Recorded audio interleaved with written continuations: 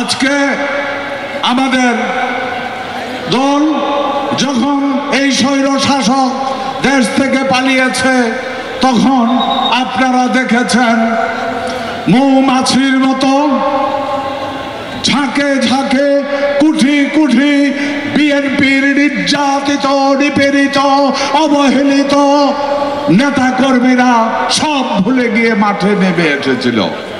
আজও তারা মাঠে আছে। আজকেও প্রমাণিত বাংলাদেশের বৃহত্তম রাজনৈতিক দল বাংলাদেশ জাতীয়তাবাদী দল।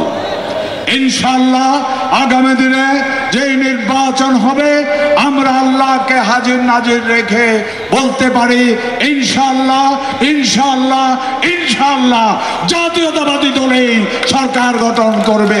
জনগণ জাতীয়তাবাদী দলকেই ভোট দেবে।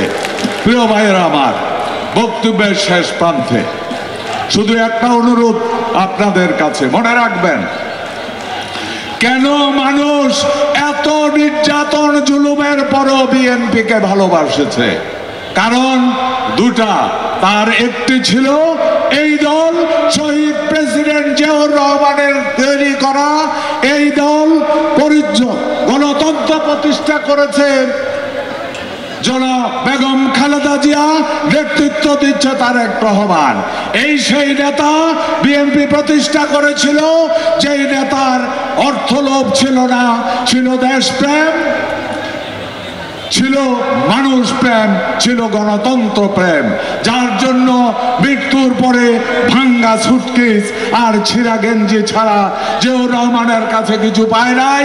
মানুষ আশা করে আমরা যখন বলি এক জিয়া লোকান্তরে লক্ষ জিয়া ঘরে ঘরে, সমস্ত আজকের নেতা কর্মীদের কাছে বিনীত অনুরোধ রেখে যাচ্ছি, আসেন স্লোগানে নয় কর্মেও যেন আমরা সত্যিকার অর্থে শহীদ জিয়ার সৈনিক হতে পারি।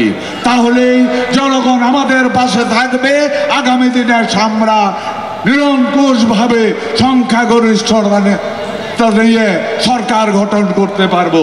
এই বলে সবাইকে ধন্যবাদ জানিয়ে একটা জিনিস বলে দেই আপনাদেরকে আবারও, আমি আপনাদের পাশে শত জুলুম নির্যাতনের মধ্যেও আপনাদের পাশে ছিলাম। ইনশাআল্লাহ ইনশাআল্লাহ ইনশাআল্লাহ আমি আপনাদের পাশেই থাকবো, আল্লাহ যদি বাঁচায়।